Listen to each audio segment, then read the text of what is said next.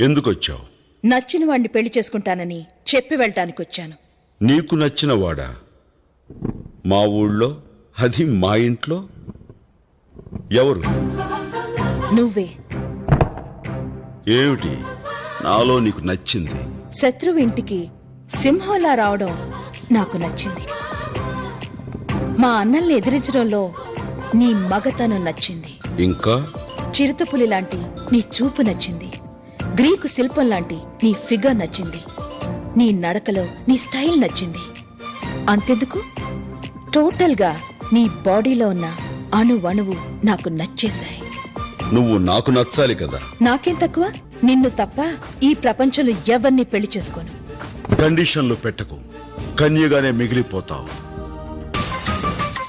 వచ్చే శ్రావణ మాసంలోపు నీ చేత తాళి కట్టించుకోపోతే నా పేరు స్నేహలతారెడ్డి కాదు.